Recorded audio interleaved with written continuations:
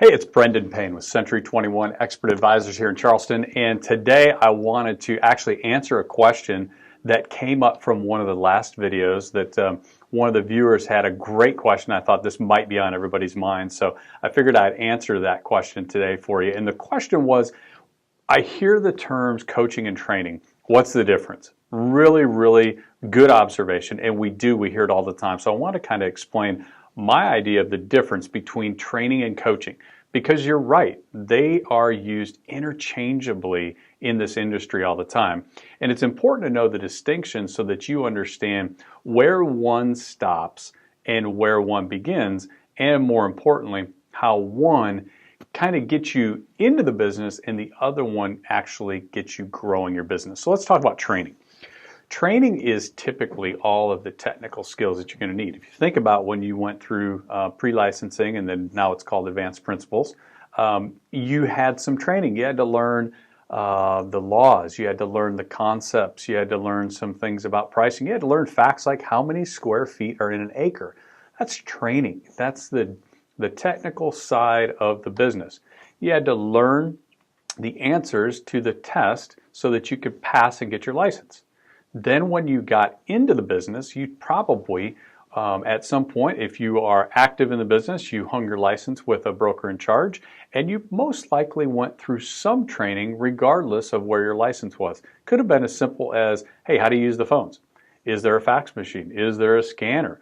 All of those things, technical things that will get you to point A of the business. Basically, the basics, okay? Now let's shift gears and talk about the difference in training and coaching. Because if you look at just training in the business, typically training is not going to help you along a lot in your production. Now, you can get trained on how to write a contract, you can get trained on how to make a phone call, and you can get trained on how to show a property and work a lockbox. But usually, the growth in someone's business comes in when they start receiving coaching. And the coaching is what puts all the training to use.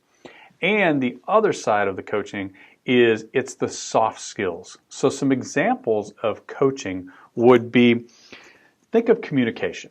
This business, like every other industry, has got its own language. Real estate's got its own language. There are a finite number of conversations that you have to learn in this business. We've been dealing with the same objections, the same questions, the same conversations in 2019 as agents were 25 and 30 years ago for the most part. There is a conversation and a communication skill that you have to learn in order to be effective with your clients. Now, the sooner you can learn that, the sooner that you can actually start communicating more effectively. So communication skills is a coaching subject, meaning someone who's been there before and can work through and get you coached up to where you're more productive quicker. That's usually a good thing.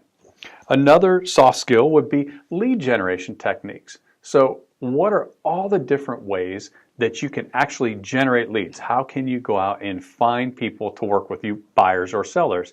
Now, that training typically doesn't take place in a lot of areas. That's usually more of a coaching subject because buyers and sellers come along and by random, but you want to go out and figure out, how do I go find them?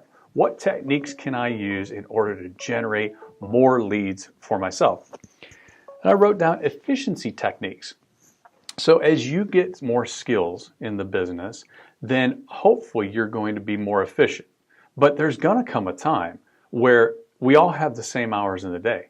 And there will come a time where you need to become more efficient in order to grow your business. You can't work anymore. So when you get to that point, how do you actually start growing when you're working 40, 50, 60, 70 hours a week? You can't put the phone down.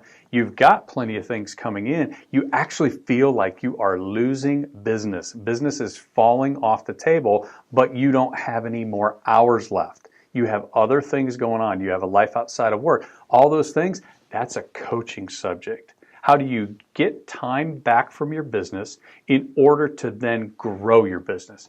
Great coaching topic, not a training topic. And then the last one I'm going to talk about is systems. So similar to becoming more efficient, systems that you have in place are going to allow you to continue to scale your business. Think about it this way. Those three things, just three of them that I mentioned, communications, systems, and becoming more efficient.